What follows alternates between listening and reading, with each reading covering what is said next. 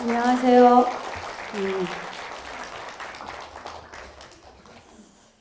1강의, 2강의 들으시면서 저도 계속 듣고 있었는데 마음이 많이 복잡해지고 무거운 도 있었죠. 박찬희 요리사하고 아까 막 나물 이야기 들으셨죠? 같이 이제 촬영을 간 적이 있었어요. 이제 검색을 해서 그쪽에 맛집을 찾아서 콩나물 국밥집을 갔어요. 제가 콩나물 국밥을 한 숟갈 떠먹고 도저히 먹을 수가 없어서 제가 수저를 내려놨어요. 그랬더니 그분이 무슨 해자씨가 많이 들어갔죠? 이렇게 해요. 그래서 저는 처음에 그 소리가 몰랐어요. 그러니까 그분이 선전한 그 다시다가 많이 들어갔다 이렇게 해서 웃은 적이 있었습니다. 어쨌든 지금은 막 너무 먹방의 시대라 그래서 너무나 먹을 프로그램이 너무 많고 이렇게 있는데 보면 그 한식에 대한 그 값어치가 우리 스스로 무너뜨리고 있기도 하고 또 정부에서도 너무 그런 거에 대해서 인식이 안 되어 있는 것 같아요. 제가 그 한식 지금은 진흥원이 있지만 옛날에 한식 진흥원 되기 전에 서울 고메라를 갖고 행사를 한 적이 있었어요. 저는 그 장을 이용한 그 김치를 하고 그다음에 막걸리 그다음에 장에 대해서 다른 데서 이렇게 와서 했었어요. 이제 끝나고 행사 끝나고 이제 청와대에 초대를 받아서 갔어요. 그래 가니까 외국 요리사들하고 다 앉아 있는데 그 전에 제가 이제 사찰음식 대항연이라는 행사를 해놓으니까 영부인이 처음으로 절에 와서 이제 그 전에도 밥을 드셨겠지만 그 행사에 오셨어요. 그리고 왔는데 30분만 앉아 있다가 가겠다고 그러시더니 1시간을 다 채우시고 밥을 드시는데 제가 그 행사의 멘트가 뭐였냐면요. 오늘 여러분들에게는 밥을 드리지 않겠습니다. 음식을 드리지 않겠다 그러니까 뭐야 밥 준다고 불러놓고 요리사들이 그랬어요. 여러분한테는 우주의 생명을 담아드리겠습니다. 오늘 음식 속에는 고기, 생선, 파마늘, 젓갈도 빼고 조미료도 빼고 설탕도 빼고 가공된 음식은 다 뺐습니다. 무슨 사람들이 요리한다 그러면 내가 뭐 넣었다 자랑하는데 저는 뺐다고 자랑한다. 불교의 음식은 뺄셈의 종교다. 음식에서부터 욕심을 내려놓고 몸과 마음에 욕심, 독소를 빼는 그런 음식이라고 이렇게 이야기를 했어요. 제가 이제 중간에 이제 많은 멘트를 했죠. 이제 공양을 이제 시작했을 때 제가 내려가서 이제 그래도 영부인이가 제일 먼저 인사를 했어요. 예, 이야기를 하니까 그때는 한식재단이 생기기 전입니다. 인사를 하니까 아니 파마늘 젓갈도 안 들어갔는데 어쩌면 김치가 이렇게 맛있느냐고 그렇게 이야기를 하셨다 그래요. 그래서 이제 청와대에 들어올 때 김치를 갖다 드렸는데 그 김치를 G20 정상 때 그 하기 전에 외국 사람이 왔을 때 그 김치를 줬더니 파마늘 젓갈 냄새가 안 난다고 너무 잘 먹더라는 거예요. 근데 G20 정상을 그 다음에 했는데 외국 사람들이 한국 김치 일체 안 먹었다는 거예요. 거의 손을 안 댔다는 거예요. 계속 선제 스님 김치만 먹었을 텐데 이렇게 이야기를 하니까 이제 사람들이 저한테 찾아왔어요. 외교관 부인이 왜 스님 김치를 해야 되느냐 외국 사람들한테. 그래서 아니 내 김치가 아니고 사찰 김치는 다 됩니다. 왜? 파마늘하고 젓갈을 안 넣기 때문에.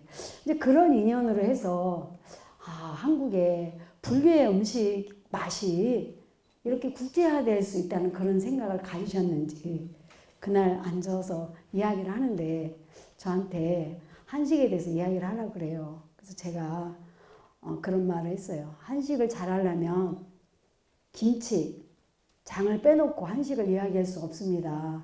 그래서 장을 담그고 김치 담그는 것을 모든 국민이 할 수 있도록 해야 된다고 이야기하니까 나도 장을 담근다고. 우리 자식들이 와서 장을 가져간다는 거예요. 그럼 자식이 장 담글 때 옵니까? 이야기를 하니까 걔네들은 뭐 바빠갖고 못 온다는 거예요. 그러면 장을 담글 줄 모르고 김치 담글 줄 모르면 자기 자식들한테 담아주겠어요? 안 담아주겠어요? 안 담아주죠. 그러면 우리가 유네스코에 김장문화 올라갔지만 아무 의미가 없고 우리 음식에 기본이 안 돼 있는 거죠. 그리고 또 이제 또 다른 분이 이야기하니까 그분이 그게 그래서 내가 그러면 집집이 아파트가 생겨서 장을 담글 줄 모르면 장 담그는 학교를 만들어야 되고 김치 담그는 학교를 만들어서 모든 아이들이 다 해야 되고 학교마다 장독대를 만들어야 된다는 이야기를 했어요. 좀 지나고 나니까 또 저한테 또 막 이야기를 하라 그래요. 그래서 제가 그랬어요. 힘 있는 사람이 언론을 좀 바꿔줬으면 좋겠다. 그랬더니 어떻게 바꿔주네요. 아니 그 텔레비 연속극에 보면 부자들은 아침에 빵 먹고 토스트 먹고 또 스테이크 먹고 가난한 사람들은 상에다가 밥 먹고 이렇게 하지 않느냐. 많은 사람들이 부자를 살기 원하는데 왜 한식을 그렇게 값없이 하느냐고 그렇게 제가 말씀을 드린 적이 있었어요. 그랬더니 막 웃고 이제 텔레비 조금 좀 바뀌었어요.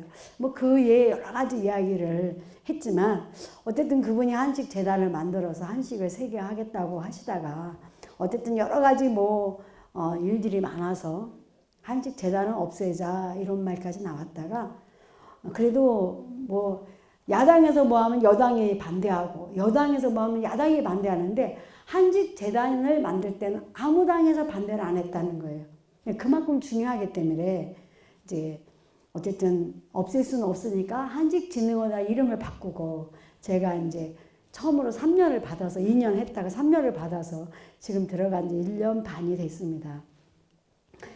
오늘은 사찰 음식에 대해서 이야기를 하러 나왔지만 우리의 사찰 음식 속에 한식이 기본이 돼 있죠.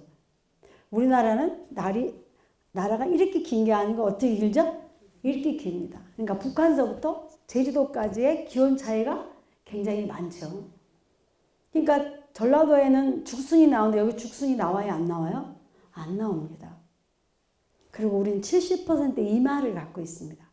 산마다 앞산과 뒷산에 나오는 야채 맛이 틀립니다. 그 다음에 산이 이렇게 구름지다 보니까 기온 차이가 그렇게 많이 나고 또 산면이 바다로 되어 있다 보니까 다양한 어종도 나오고 그 다음에 곳곳에 염전이 있습니다. 그러다 보니까 사계절이 뚜렷하고 그 기온의 변화에 의해서 다양한 식문화가 나오는데 그 식문화를 어떻게 지혜롭게 먹은 게 발달된 것이 한식입니다. 우리는 5,000년의 역사 속에서 우리 조상님들의 지혜를 통해서 그 음식을 어떻게 해독을 해서 우리 몸에 잘 흡수되게 만들어질까? 그것이 바로 발효입니다. 그래서 그걸 갖고 김치도 담가 먹고 장아찌도 담가 먹고 술도 담가 먹고 또 그 음식을 발효된 간장 된장을 통해서 우리가 먹었습니다. 유엔에서 한국 세계에서 1위가 된다. 왜 1위가 되냐면 계속 지구가 오염되는데 제일 먼저 오염되는 게 짐승이라는 거. 이미 짐승 다 왔잖아요. 그죠? 그 다음에 오염되는 게 뭐냐? 땅이 오염된다는 거. 땅이 오염되면 뭐가 오염되죠? 거기서 자라는 식물이 오염되고 그 식물을 서양 사람들은 날로 먹고 볶아 먹고 설탕과 식초를 통해서 피크라는 걸 담가 먹어요. 근데 우리는 김치를 할 때 식초를 넣어요? 안 넣어요? 안 넣죠. 거기서 중화가 됩니다. 그 다음에 모든 야채는 약인데 약은 독을 함유하고 있습니다. 그래서 그거를 열이 많은 것은 된장에다 묻혀 먹고 냉한 것은 고추장에 묻혀 먹고 이렇게 하면서 굉장히 조화를 이루면서 우리가 한식이 건강한 음식으로 발달되어 있고 또 그 채식을 더 많이 지혜롭게 다양한 식재료를 활용해서 먹는 것이 사찰 음식입니다. 근데 우리는 100년의 역사가 없어졌습니다. 음식에 대한 100년의 역사. 그러니까 아까 그 80년대의 친구는 한식이 무엇인지도 모르고 지금 서양계를 하면서 자기 정체성에 대해서 지금 굉장히 고민을 하고 있는 친구예요. 예. 그런데 또 박찬희 씨는 또 나름대로 요리를 하면서 그래서 뭐가 한식에 대해서 사찰 음식에 대해서 뭔가를 알고 있는데 이거를 그 사람들 탓이라고 말할 수가 없는 거예요. 왜? 우리는 전쟁을 겪으면서 너무나 배고픈 시절이 있었잖아요. 그러니까 입만 먹을 것만 있으면 어디로 막 보냈어요. 그러다 보니까 너무 서러웠어. 그 돈을 열심히 벌었어. 돈을 벌고 나니까 명예가 필요해. 그러니까 너는 아무것도 안 해도 돼. 무조건 공부 잘해서 좋은 대학 가고 좋은 데 취직하면 그게 효도라고 생각을 했었어요. 그러다 보니까 뭘 먹어야 되는지 안 먹어야 되는지 이런 게 없어진 거예요. 일본 사람들이 우리나라 와서 보니까 너무 좋은 문화를 갖고 있는 거예요. 우리나라에 불화하는 게 뭐냐면 물하고 소금입니다. 물은 일본은 하산 지역이라 물이 정수대에서 나오고 연수대에서 나오다 보니까 물이 굉장히 좋아요. 그래서 온천이 유명하죠. 근데 일본 사람은 이빨이 어떻습니까? 별로 안 좋아요. 왜? 물에 불소가 없어요. 제주도의 삼다수가 하산 지역이기 때문에 물에 불소가 없습니다. 그래서 제주도 가서 계시려면 반드시 해산물의 해초를 먹어줘야 됩니다. 일본 사람들이 물을 가져갈 수가 없으니까 만든 것이 염전입니다. 소금이 세계에서 우리나라 최고입니다. 단 염전 관리를 잘못해서 그래요. 그래서 소금을 만들어서 100년 됐죠? 염전이 생긴 지. 그리고 그 소금을 가지고 가서 철기를 만들어서 가져가고 그 다음에 무슨 정책을 폈느냐? 염전밭을 없애는 정책을 피는 겁니다. 소금이 우리 음식의 근간이기 때문에. 그래서 염전밭을 없애면 돈을 1억씩 준 거예요. 그때 1억은 굉장히 큰 돈이었지만 지금 세월이 지나서 염전이 없어지니까 우리가 먹을 수 있는 소금이 10% 20%를 미만한다는 거예요. 그러면 어디서 갖고 와? 외국에서. 그러니까 그 소금들이 맛이 달아요? 써요? 쓰지요. 그 맛을 숨기기 위해서 아스탐도 집어넣고 조미료도 집어넣고 그런 것들이 어떻게 하죠? 우리 몸에 들어와서 이상한 병도 만들고 누게라, 파키스병, 치매 같은 것을 유발하는 당뇨를 만드는 그런 원인을 지금 만들어주고 있는 거예요. 그래서 우리 조미료가 처음에 뭐였죠? 아지노모드라고 해서 일본에서 사실은 우리한테 준 거고 진간장도 우리한테 만들어준 겁니다. 그리고 우리는 13만 개 주점이 있었습니다. 술 레시피가 13만 개 있었어요. 너무 좋은 음식 문화인 거예요. 지역에 따라 물이 틀리고 곡식이 틀리고 나오는 약초가 틀려서 그거를 발효라는 걸 통해서 아주 우리 몸이 편하게 먹게 했어요. 여러분도 곰보배추라는 거 아시죠? 굉장히 맛있어요. 그냥 먹으면 간이나 심장을 치는데 얘를 술 속에 집어넣으면 편안하게 우리가 약효를 몸에서 흡수할 수 있도록 그렇게 만들어주는 거예요. 일본 사람들이 너무 좋은 문화를 갖고 있으니까 술을 만드는 사람을 데리고 가서 사케를 만드는 거예요. 한국말로 사케다 소리예요. 사케라는 말이. 그리고 우리나라에 또 술을 못 만들게 금지령을 내렸어. 그런 거 아시죠, 어르신들? 예, 이렇게 슬픈 역사를 우리는 갖고 있어요. 우리는 지금이라도 다시 그런 거를 다시 우리 식탁에 옮겨줘야 돼요. 근데 그 음식을 지키고 있는 데가 어디냐? 우리의 전통을 지키고 있는 것이 우리의 절집입니다. 장독대를 지키고 어린 스님들이 지금도 90세, 100세 된 노스님들이 많이 계십니다. 그분들은요, 진짜 굉장히 우리의 음식 문화를 지키고 계시고 그런 걸 드시기 때문에 수행도 이루시고 건강하시면서 장수의 비결이 바로 절집에 있는 겁니다. 그 음식 문화는 어디서 왔느냐? 바로 부처님의 말씀에서 우리가 나왔습니다. 아까 여러 가지 음식물의 문제점을 여러분들이 알고 있고 또 그런 문제점을 우리가 알기 때문에 오늘 여기에 여러분들이 오셨을 겁니다. 이거 제 책에도 있는 말입니다. 아까 프랑스 그 사람이 이야기했다 이제 당신은 무엇을 먹는지 이야기 주면 당신이 누군지 말해주겠다. 그 전에 부처님은 경전에 이렇게 말씀해 놓으셨어요.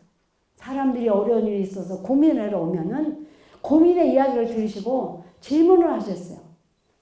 당신은 무슨 음식을 어떻게 해서 먹고 사십니까? 아니 몸이 아파서 공부를 못해서 사업이 안 돼서 왔는데 질문이 뭘 먹고 사냐는 거야. 왜? 음식이 원인을 만들고 그 해결이 어디서 있기 때문에 음식에서 있기 때문에 그런 말씀을 하신 겁니다. 예, 그래서 음식은 또 나인 거죠. 우리가 토마토를 먹기 위해서는 토마토가 자라려면 뭐 있죠? 땅물 바람 공기들이 있어야 됩니다. 내가 토마토를 먹으면 그 자연과 교감을 하는 겁니다. 요새 김치 많이 담그셨죠? 김장하셨어요? 예.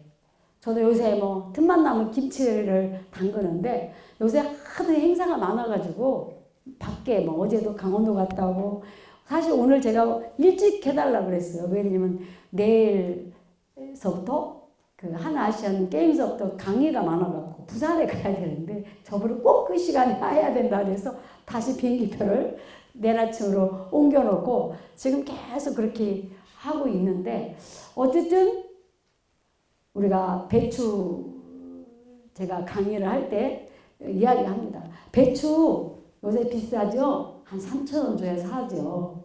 우리는 3,000원짜리 이야기하면 안 돼요. 왜? 그 배추가 자라려면 땅물, 바람, 공기, 햇빛을 통해서 온 거예요. 그 안에 우주의 생명이 들어있어요. 그리고 수많은 농부의 손길이 거쳐갔어요. 그래서 배추를 얼마짜리라고 이야기하기 전에 얘는 하나의 우주의 생명을 담고 있는 거예요. 그래서 얘하고 나하고 하나가 돼야 돼요. 우리가 훌륭한 사람이 되려면 나쁜 버릇 있으면 돼요? 안 돼요? 안 돼요. 버려야죠.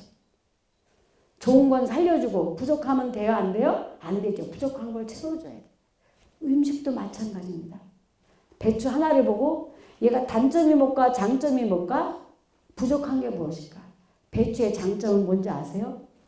이파리가 커서 냉한 에너지를 갖고 있어요.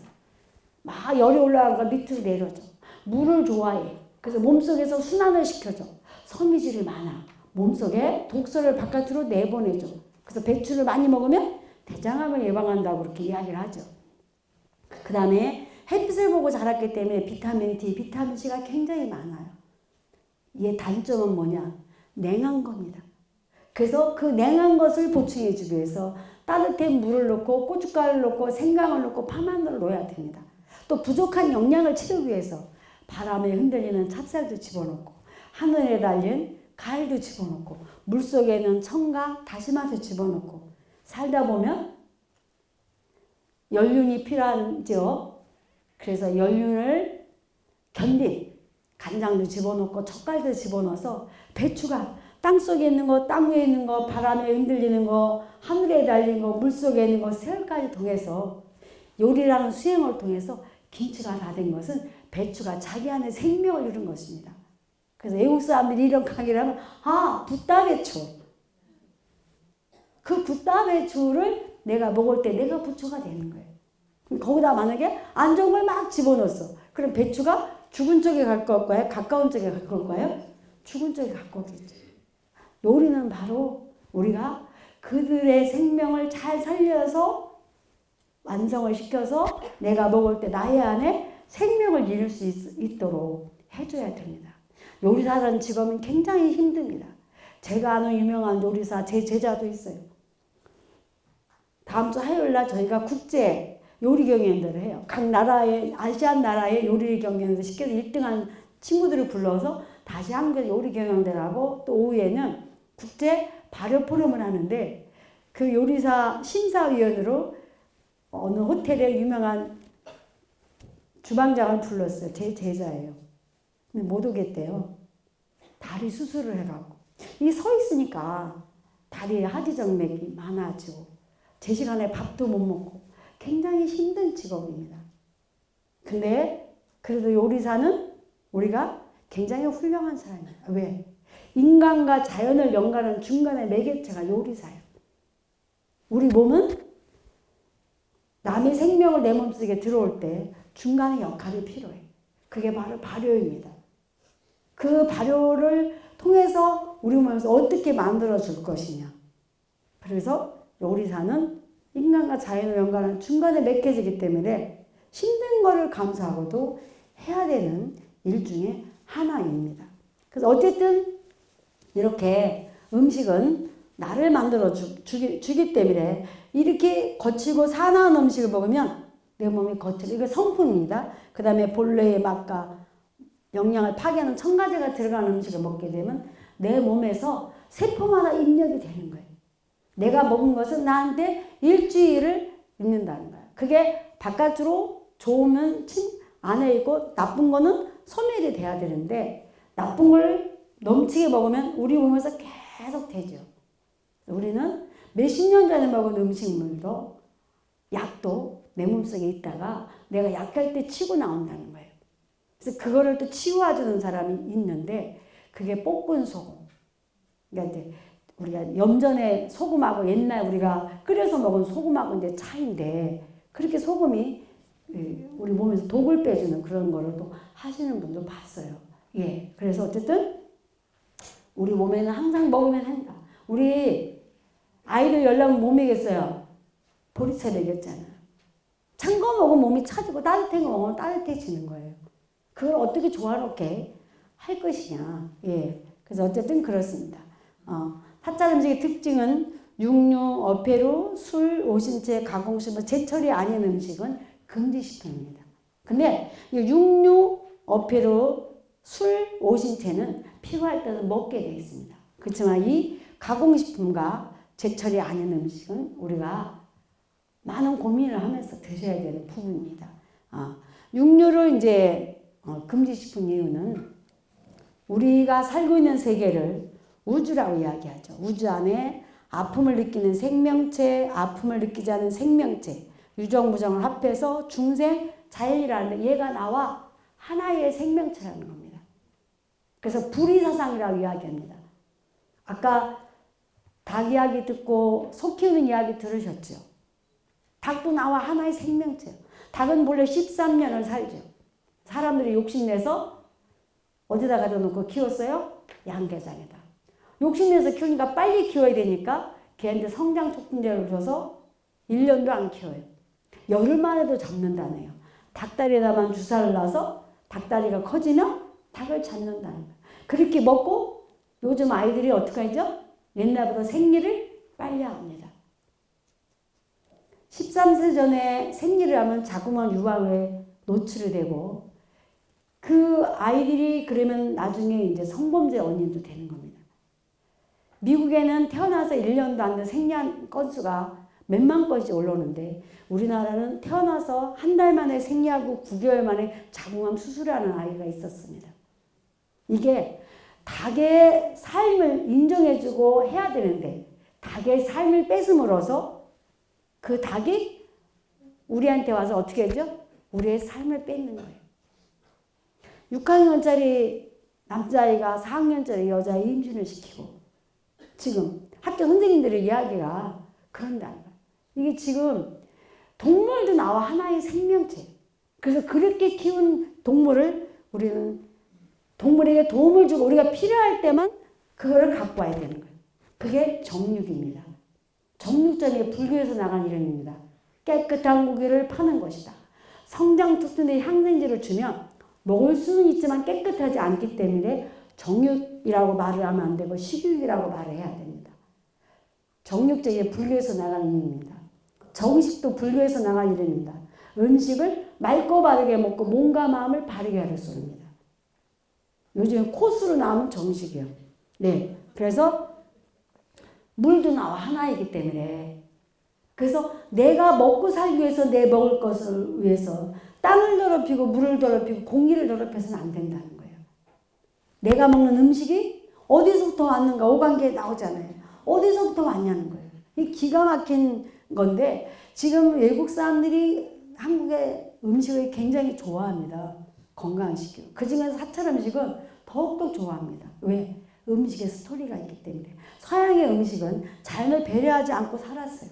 지금 한국의 사찰 음식은 자연을 배려하기 때문에 지금 온난화라든가 지금 비행 청소년 그 다음에 또 아픔 이런 것들이 전부 잘못된 식습관에서 오기 때문에 예, 그런다는 거예요. 예. 그 다음에 이렇게 나와 하나의 생명체예요. 같이 공생공존하는 것이지 남이 아니라는 거예요. 동물도 물도 땅도 나와 하나의 생명체다. 우리는 먹는 걸 얻어 먹었어요? 입으로 먹었어요. 온몸으로 먹는 거예요. 눈에 아름다운 건 기분 좋으세요? 나쁘세요? 기분 좋아요. 근데 길 가다 짐승 준 거 봤어요. 그때 밥 먹으면 어떻게 되죠? 체합니다. 눈을 통해 보았지만 내 장기가 먹는 거예요. 소리 소리도 마찬가지예요. 소리를 듣는 것을 우리가 소리 수행이라고 합니다. 연불할 때 해석을 하지 않잖아요. 근데 여름에 더울 때 공포영화 보여주면 한기가 느껴요, 안 느껴요? 느껴집니다. 그런 한기들이 계속 쌓이게 되면 어떻게 돼요? 만병이 됩니다. 몸이 냉한 사람은 아래쪽에 병이 생기고, 열이 많은 사람은 암에 걸리지 않지만 심장이나 뇌 쪽에 병이 온다 그랬습니다. 부처님께서는 우리 몸에 음식을 만드는 사람은 의사와 같다. 열이 있느냐, 냉하냐, 습하냐, 건조하냐 따라서 음식을 만들어야 되기 때문에 음식을 만드는 사람은 의사라 그러셨습니다. 우리는 과연 의사의 마음으로 요리를 만들었는가? 시대에 맞춰서 반성을 해야 될 것 같아요. 그 다음에 피부와 코를 통해서도 우리가 먹는 겁니다. 안 좋은 공기 속에 살면 어떻게 돼요? 아토피 생기잖아요. 이건 정책적인 게 필요합니다. 네, 입으로 먹는 게 굉장히 중요하죠. 아까 그랬어요. 우리가 선택을 해야 된다. 라면에 조미료는 안 넣었지만 그와 비슷한 유사한 걸 넣은 거예요. 자존심 상하는 일이죠. 조미료를 쓴다는 것은 요리사라서. 그러니까 엄마가 해준 어묵국은 먹어도 엄마가 해준 떡볶이를 못 먹는다는 거예요. 애들이 맛이 없어서. 왜? 어묵에는 이미 첨가제가 들어가 있어. 근데 떡볶이는 자식을 생각해서 그렇게 많이 넣을 수가 없다는 거예요. 네, 지금 우리 입맛이 너무나 많이 변해지고 있어요. 예, 입맛만 변해지면 되는가요? 우리 몸도 변화가 옵니다. 왜? 음식이 약이라는 생각이 없기 때문에. 예, 그래서 어쨌든 그렇습니다. 이 자연의 생명은 나와 둘이 아니고 하나이기 때문에 꿀벌이 꽃에서 꿀을 따올 때 꽃을 해칩니까? 안 해칩니까? 안 해칩니다. 그렇게 자연을 써야 된다는 겁니다. 예, 또 음식은 우리 마음을 만들어줍니다. 불교는 수행식이죠. 지방마다 음식이 틀리듯이 그 지방 사람의 성품을 이야기하잖아요. 우리도 개인으로 뭐 먹냐에 따라서 우리 성품이 주어지기 때문에 오신채를 금한 이유는 바로 수행 음식이기 때문에. 익혀 먹으면 음력이 나고 날려 먹으면 화가 난다. 맞지 않다. 그렇지만 필요할 때는 또 수행자들한테 밤하늘을 권하셨어요. 어떤 사람한테? 몸이 냉한 사람한테 권했습니다. 그래서 우리가 음식은 생명을 받는 거예요.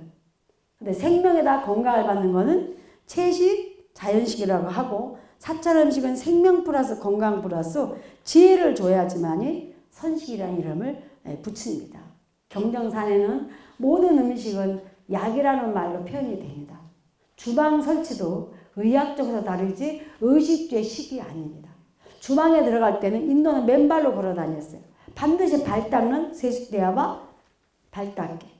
그 다음에 주방에 들어가서는 손을 닦고 손 닦는 수건을 준비하라고 되어 있습니다. 그리고 주방은 햇빛이 들어와야 되고 바람이 통해야 되고 물이 흘러야 된다. 지하에 하는 건 맞지 않습니다. 음식 냄새가 나는 가스가 더 독하죠. 우리는 불을 뗄 때도 사방에 문이 뚫렸잖아요. 그러니까 인도, 티벳에 가면 가장 좋은 자리에 부처님, 두 번째 좋은 자리에 주방입니다. 왜? 우리의 생명, 수행, 영혼을 이루어주는 것이 음식이기 때문에 두 번째 좋은 자리에 주방이 있습니다. 공양간이 있습니다. 우리는 너무나 지금 소홀해하고 있죠. 예. 그래서 약과 의학 다르고 무엇을 먹어야 되고 어떻게 먹어야 되고 이렇게 이런 것들이 병을 치료하는 것도 있지만 예방의학입니다. 그래서 병기 들어와서 죽이기 전에 방어의학으로다가 음식 문화를 내세웠습니다. 그래서 모든 음식은 약이라는 데서 의학 쪽에서 음식을 다루고 있다는 거예요. 아마 모든 요리하는 사람들이 지금 고민일 거예요. 내가 돈을 벌기 위해서 뭐 조미료 넣어야 될까 말아야 될까. 근데 제가 진짜 많은 사람들을 만나요. 이제 또 세월도 먹었고 제 나이가 아까 그 80년대에 태어났다는 그 친구 태어난 해야 저는 출가를 했습니다. 25세. 제가 아직 64입니다. 많은 사람을 만났는데 식당을 하는 사람들이 성공의 비결은요. 금방 조미료 넣어서 금방 돈 벌 줄은 몰라도 어느 시간이 지나면 그 돈을 다 날라갑니다.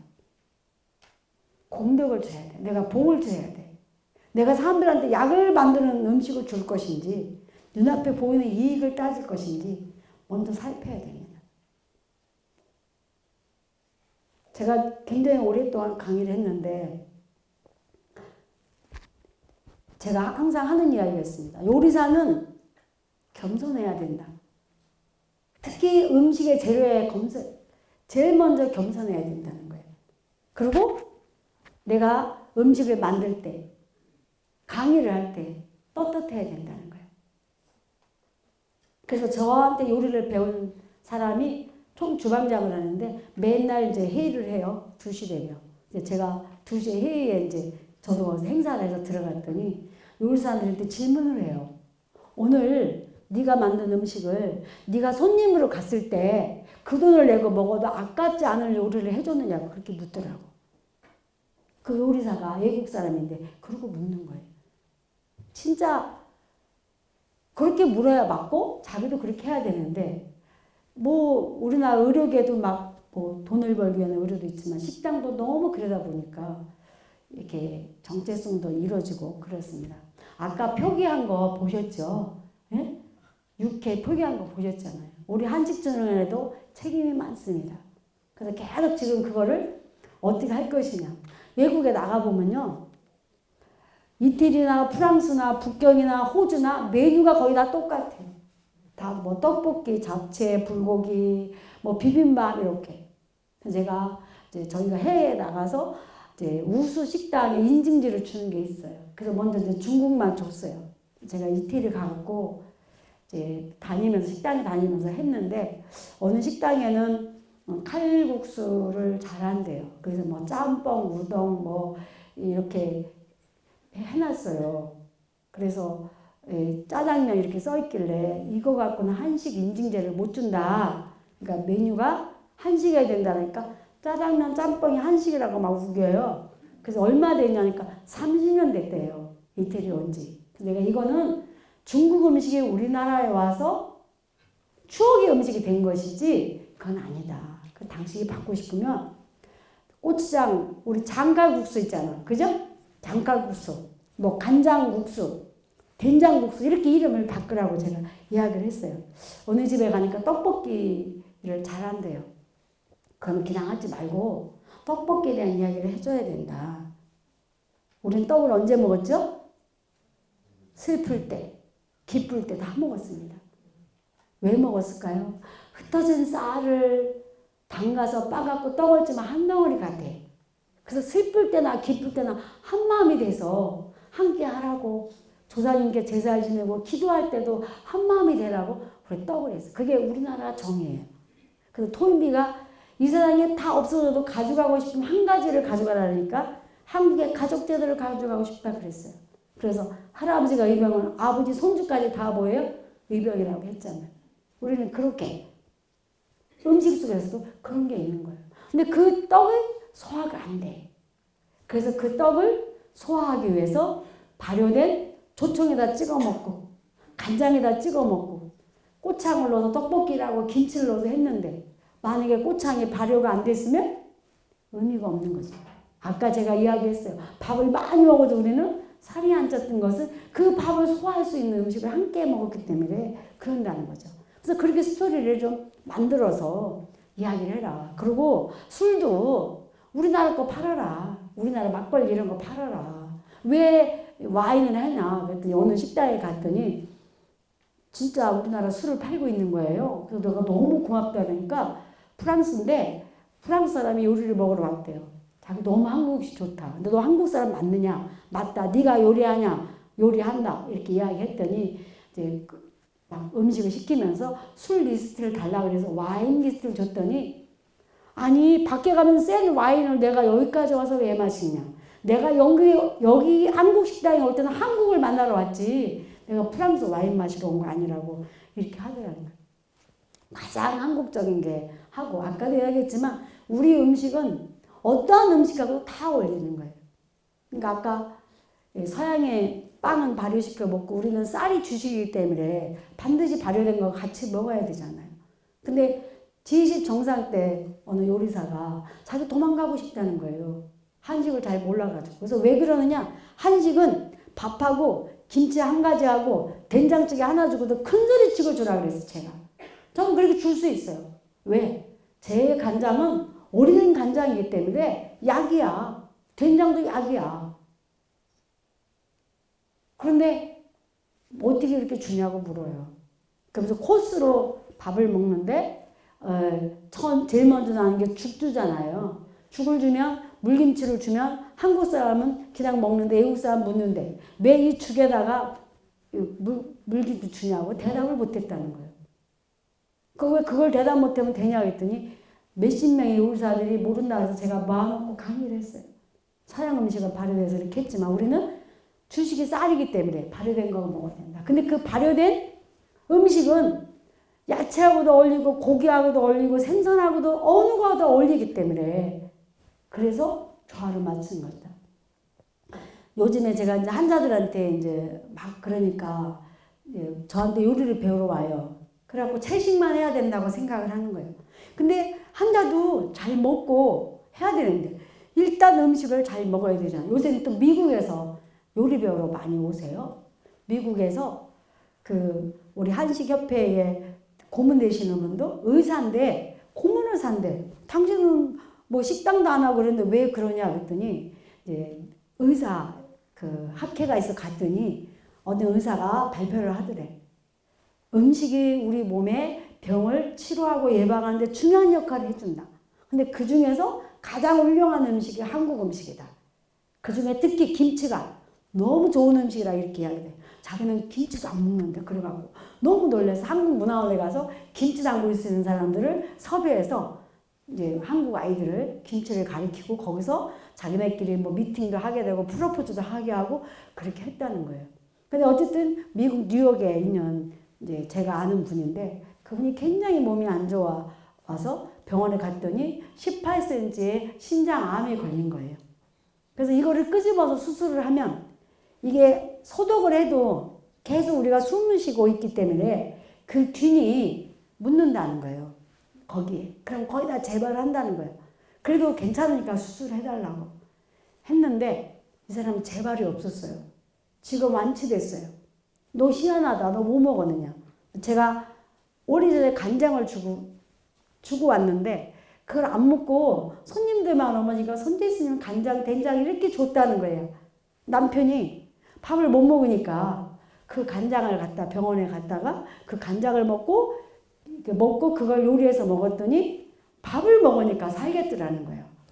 그래갖고 너 뭐 먹었느냐 이렇게 해갖고 그 얘기를 해서 그런지 거기서 막 나오는데 제가 프랑스를 굉장히 많이 갔어요. 여러분요. 갔는데 그 프랑스에 제가 갔을 때 한국에 입양 되신 분이 장관으로 있었어요. 근데 그분이 항상 한국을 원망하는 거야.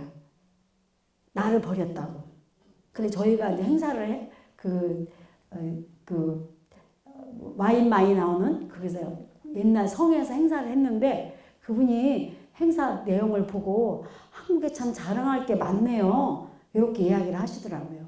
예. 그랬는데, 이제, 저희가 뭐 그 장관이 오니까 막 뉴스에 나오고 막 이렇게 하니까 파리에 오면은 뭐가 있냐면 OECD 대표부라는 게 있어요. 그러니까 유로를 쓰는 모든 대사관을 관장하는 대표부인데 거기서는 이런 행사를 안 한대요. 근데 저희를 이제 고맙다고 불러서 이제 밥도 주시고 사주시고 뭐 이제 간장에 불러서 뭐 이제 이렇게 뭘 주셨어요. 저희가 오래된 간장을 드리고 오면서 이 오래 안 된 거는 손님 오면 주시고 요 간장은 피곤하실 때 물에 타서 드세요 이렇게 했는데 아들이 스웨덴에서 왔는데 새로 지진돼 있으니까 이 피부가 다 터졌더래요. 뭘 줄까 생각이 나서 그 간장을 따뜻한 물에 타갖고 아들을 줬다는 거예요. 그 다음날 엄마 다시는 주지마 밤새도록 설사했다 그러더래요. 피부가 다 나서 부른 거야. 그러니까 사람들이 아니 아들이 올 때는 막 터졌는데 어떻게 다 나섰냐 그래서 그 간장 이야기를 했더니 우리는 그럼 그 간장을 언제 먹어야 할 거냐. 다시 저를 불러서 행사를 했어요. 그때 한 400명이 모였는데 저보고 이래요. 이렇게 큰 행사는 다시는 못 될 거라 해서 나 독일에 가서도 1,300명씩 모아놓고 2번이나 행사했는데 내가 속으로 이랬더니 그 400명의 사람들이 이게 대표부니까 대사관 행사가 아니니까 전부 다 유명한 사람들 온 거예요. 그 사람들이 다니면서 다 이야기를 해갖고 그때 한국에서 48개의 해외 행사 중에서 가장 높은 점수를 그것도 아주 격차가 크게 점수를 받았어요. 그래서 이렇게 우리의 장이나 김치가 많고 제가 시간이 없어서 막 이렇게 좀 이야기를 하는 거예요. 우리 김치는요. 제가 태국에 초대해봐서 갔는데 같이 간 사람이 새우 아르레기를 각각류 아르레기가 나갖고 밤에 잠을 못 잤다는 거예요. 그 방에 제 김치가 있었는데 김치국물 먹었더니 싹 사그러 들더라는 거예요. 그래갖고 그 다음날 나갔더니 그게 소문이 나갖고 우리도 먹을 김치도 없는데 우리 김치를 다 치러봐서 봉고차를 가져가서 김치를 담아서 그 스님들한테 드리고 왔더니 나중에 또 거기 학교에 있는 교수 스님이 사람들을 20명도 넘게 딛고 비구니 회관으로 찾아오셨어요. 제가 강의하는데 김치 먹는다고. 근데 마침 또 행사 중이라 김치를 드린 적이 있습니다. 그래서 어쨌든 우리 음식을 이렇게 좋은 음식을 갖고 있고 뭐 책에서도 많이 봤겠지만 저는 94년도에 1년뿐이 못 살고 내는 한자였죠. 강정하로. 제가 살아난 것은 바로 음식입니다. 우리나라 음식이요. 제가 막 이렇게 뭐 10분을 걸어갈 수 있는 거를 3번을 걸어갔고, 예, 그럴 때 부처님 경전을 제가 논문을 썼지만 제게 안 된 거예요. 논문을 펴놓고 부처님이 약이라 그랬는데 약을 먹어야겠다. 약을 먹으려고 보니까 제일 먼저 해야 되는 일이 뭐냐면 약이 아닌 걸 버리는 일이더라고요. 그래서 뭐 진간장도 먹어야 되고 뭐 조미료도 괜찮다 이야기하는데 저는 한자 입장에서는 저는 힘들더라고요. 그래서 5살 아이가 읽어서 모르는 1000가지가 들어간 걸 다 버리기 시작했어요. 남는데 장독대. 제가 아플 때 요만한 단지에 어린 스님이 우리는 간장을 주셨는데 지금도 제가 그 간장을 갖고 있어요. 제가 아플 때 좀 타가지고 마시는 제 유일한 제 약이에요. 평생을 저를 지켜줄 약이라고 생각을 해요. 그러면서 제가 1년 만에 향초를 만들고 그래서 음식 수행자가 됐기 때문에 밤에 제가 잘 때 제 기도가 뭐였냐면 내일 아침에 눈 뜨게 해주세요. 우리 어머니보다 먼저 죽지 않게 해주세요. 어머니 돌아가시고 그 다음 날에도 괜찮으니까 어머니 먼저 죽지 않게 해달라는 것이 제 기도였어요. 제가 막 눈이 지금도 좋지만 눈이 너무 많이 열이 올라가지고 이만한 두꺼운 안경을 썼는데도 계속 눈이 안 보이는 거예요. 그게 눈이 나빠서 그런 게 아니라 신장하고 간에서 압이 올라가지고 그런 거예요. 의사가 당근 주스를 먹으라 그래요. 당근 주스가 너무 영양이 많으니까 먹으면 제가 자는 거예요. 저희 스님이 아침마다 전화를 해서 얘가 죽었나 살았나. 그날은 낮에 전화를 하셨는데 제가 자다가 전화를 받으니까 놀라셔갖고 많이 힘드니? 내가 내려갈까? 아무도 보여주기 싫어서 시골에 저기 밑에 경상도 시골에 가서 혼자 빈집에 가서 밥해 먹고 설거지를 못하고 자고 이렇게 사는데 은사 스님이 걱정이 되셨고 내려올 거 아니야. 그래서 아니 제가 당근 주스를 먹었더니 그게 당근 주스 영양이 많아서 힘들어요. 그랬더니 물도 주스도 못 마시니 밥은 어떻게 먹고 사니 이러세요. 그래서 제가 밥은 김치하고 장하고 먹어서 괜찮습니다. 그랬더니 그러면 당근 주스도 김치국물하고 장하고 먹어봐라. 그래서 마시고 김치국물 먹고 이렇게 하면서 제가 이제 당근 주스를 갈아서 김치도 담가고 이렇게 먹으면서 제 몸을 치유하는 거예요. 생 야채도 못 먹어서 항상 데쳐 먹고 그거를 김치를 담가서 먹고 제가 이렇게 하면서 제가 살았기 때문에 저는 부처님이 음식이 약이라는 그 말씀을 너무나 저는 이 시대에 맞는 말이라고 생각을 해요. 그래서 지금도 강의를 모십니다. 왜? 너무나 환자가 많아.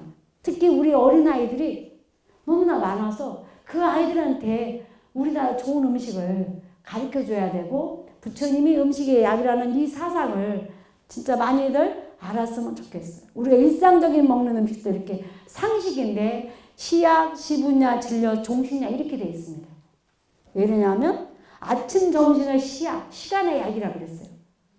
그리고 간식하고 저녁은 시간과 신간에 먹는 중간의 약이다. 그래서 아침, 점심이 정식이고 저녁은 간단하게 먹어야 되는 그런 음식입니다. 그 다음에 계절의 음식. 모든 식문화는요, 햇빛과 바람과 공기를 통해서 자랍니다. 근데 얘를 비닐하우스에 키우게 되면 어떻게 되죠? 성장 조건제를 줘야 돼요. 그리고 비닐하우스는 뭐가 생기죠? 온난화의 주권을 만듭니다. 그래서 부처님은 자연을 거슬려서 먹지 말아라. 완벽한 유기농은 없습니다. 가장 완벽한 유기농은 뭐냐? 바로 제철 음식입니다. 저는 1년을 안 배우면 수료증을 안 줍니다. 왜? 제철 음식을 먹어야 되기 때문에 그렇습니다. 예. 그 다음에 아까 상식에서 우리 아침, 점심, 저녁에 먹는 음식이 틀립니다. 아침에는 뇌가 활동하는 시간입니다. 맑은 음식을 먹어야 됩니다. 너무 우리가 기름지고 맵고 짠 거 먹으면 뭐 하고 싶어요? 자고 싶어요. 밥 많이 먹는 사람을 뭐라 그래요? 식충이. 머리가 좋다 나쁘다? 나쁘다. 왜? 밥을 많이 먹으면 위장으로 소화하느냐고 모든 내피가 위장으로 몰려가요. 그래서 머리가 빈다는 거예요. 그래서 아침에는 위를 열어서 모든 장기를 열고 특히 뇌파를 여는 시간입니다. 이게요, 의학적으로도 증명이 되어 있어요. 부처님이 이미 3000년 전에 이렇게 말씀을 해놓으셨어요. 낮에는 위장이 활동하는 시간이기 때문에 알맞게 먹어도 됩니다. 그래서 부처님한테는 사시 맞으라 그랬는데 9시, 11시에 위장이 활동하는 시간이기 때문에 낮에는 많이 먹어도 됩니다. 저녁에는 이렇게 먹는데 따라서 마음이 틀려다. 아침은 신선히 먹고 낮에는 사람이 먹고 짐승, 귀신이 먹는다는데 부처님은 사람들이 어떻게 살아가야 되나를 보여줘서 가장 모험적인 삶을 사신 거예요. 그래서 사람이 드시는 시간에 드신 거예요. 우리가 해가지고 난 다음에 음식을 먹으면 짐승의 마음을 달라 하고 밤에는 귀신이 먹는다는데 귀신은 사람이 죽은 귀신이 아니고 나쁜 에너지라는 뜻입니다. 지금 의사들이 뭐라 그러냐면 저녁에 먹은 음식물은 몸에 흡수가 안 돼. 그럼 뭐죠? 인슐린을 써서 쓰레기를 만들어야 돼. 그래서 낮에 만약에 기비전을 한 판 먹었다. 그럼 에너지가 됩니다. 걔를 저녁에 먹으면 반뿐이 흡수가 안 돼. 그러니까 지금 요새 부모님은 비만도 아니고 고혈압, 당뇨도 아닌데 아이들이 너무 많아요. 소아, 비만, 당뇨가 너무 많아요. 그거 왜 그런지 아세요? 저녁에 너무 과하게 먹어서 그래요. 텔레비에서 또 선전도 하잖아? 선전하면 먹고 싶잖아. 피자에, 통닭에, 막 기름이 지진 거 이런 거. 그러니까 이거를 우리가 다 국민운동을 해야 돼. 지금 불교가 가지고 있는 이런 신문화를. 예. 그래서 이렇게 우리가 뭘 먹느냐. 뭐는 뭐죠? 제철 음식. 그 다음에 자연을 더럽히지 않는 음식. 피해를 주지 않는 거. 그 다음에 육류도 뭐죠?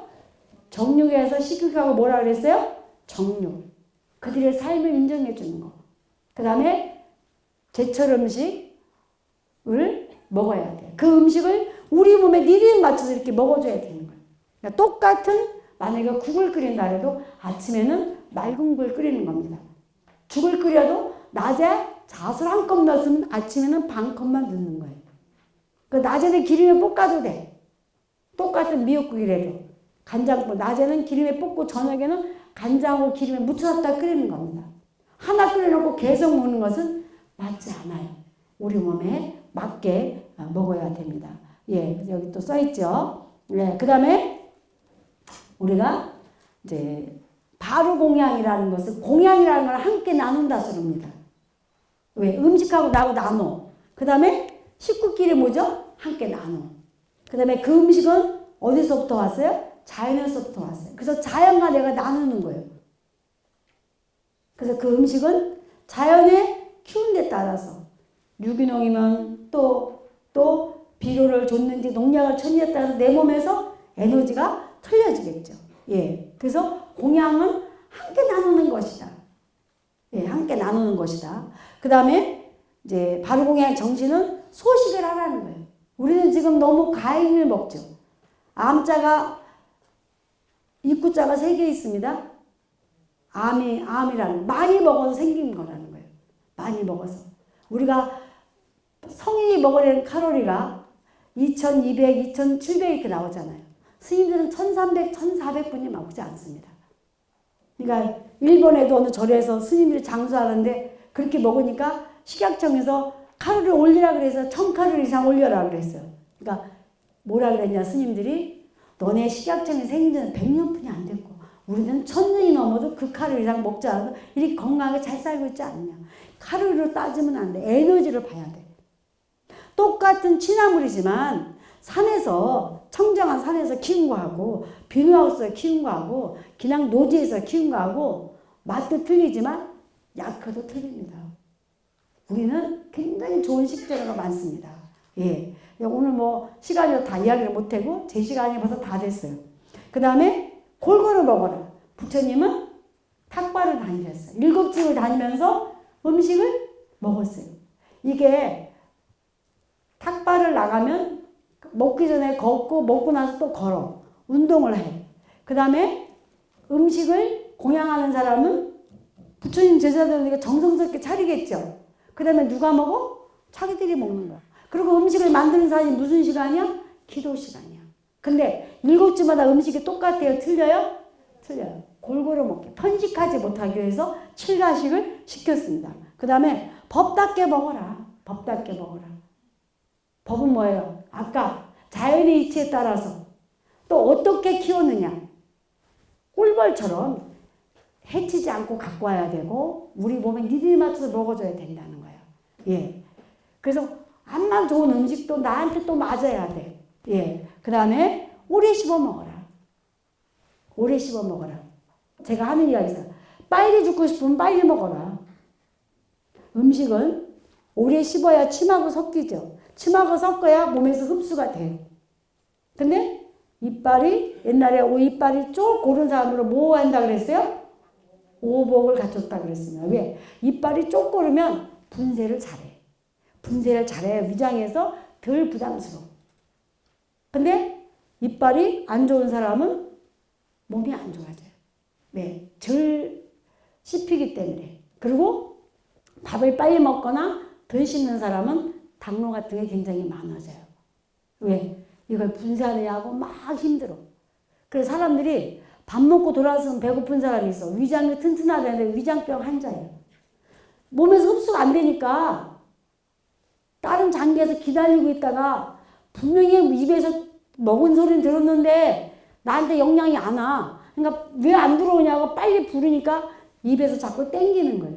그래서 위장을 치료해야 되는 거예요. 그리고 밥은 오래 씹어 먹어라. 얼마큼 오래 씹어라 먹으랬냐. 물이 될 때까지 씹은 음식물을 2번을 더 돌려 씹으라고 그랬어요.